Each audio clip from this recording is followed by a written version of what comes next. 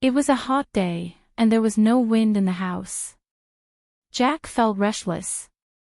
"I'll go for a walk," he said to himself. "I'll go to the river." He lived in a small town, and soon he found himself in the peaceful countryside.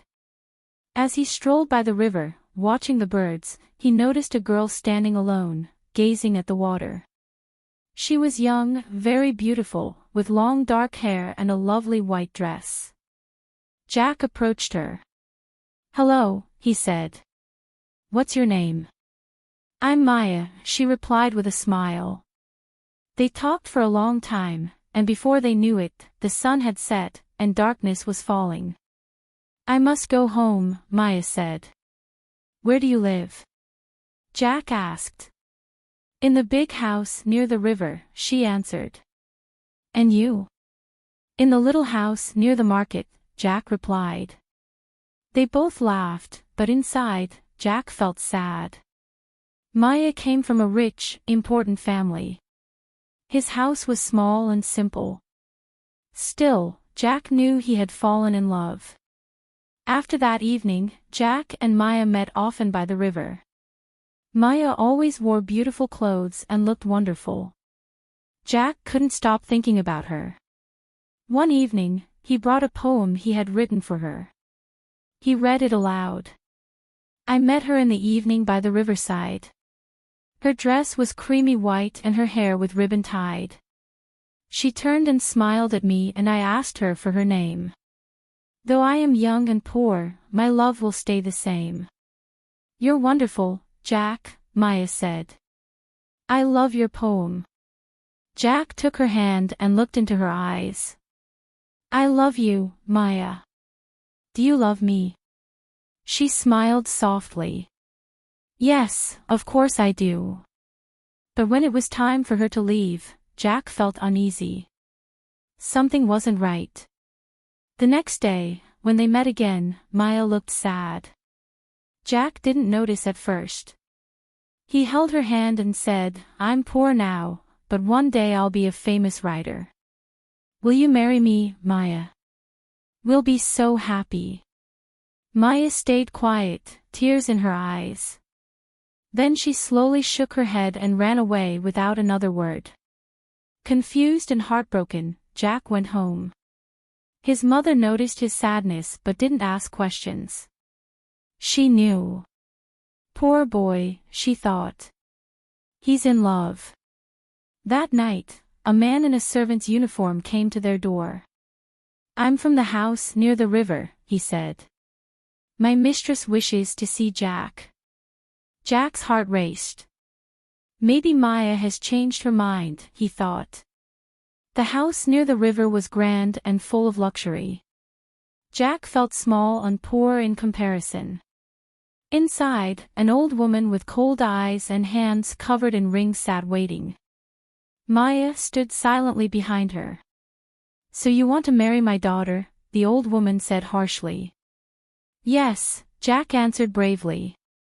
"I love Maya." The old woman laughed. "A poor student. No money. No father. My daughter will never marry you. She's getting married soon. You won't see her again." When the old woman left the room, Jack turned to Maya. But she wouldn't even look at him. "I'm sorry, Jack," Maya whispered. "I can't marry you. I don't want to be poor. I want money, clothes, a big car." Jack was hurt. "But you love me." "I do. But love isn't enough," she said sadly. "I'm getting married in 2 weeks. Goodbye, Jack." Heartbroken, Jack sat by the river for a long time. "She loves me," he thought. "But she's marrying another man for money." He couldn't understand. For days, Jack was lost in sadness. He barely ate, barely spoke. One day, he saw Maya's wedding picture in the newspaper. She was beautiful in a white dress and diamond necklace, standing beside an old, fat man. Angry, Jack turned the page. There he saw an advertisement. Write a story and win a prize. First prize, $500. This is my chance, Jack thought. I'll write our story, and she'll read it. Jack worked hard on his story. His mother was happy to see him busy and smiling again. When the story was finished, he sent it to the newspaper. 2 weeks later, a letter arrived. He handed it to his mother, too nervous to read it himself. You read it, he said. She opened it, smiling and crying at the same time. You won, Jack. Jack was thrilled. He danced around the kitchen. I've won. I'll be a writer. We'll have money at last. On Thursday, Jack went to the newspaper office. The manager congratulated him and gave him $500.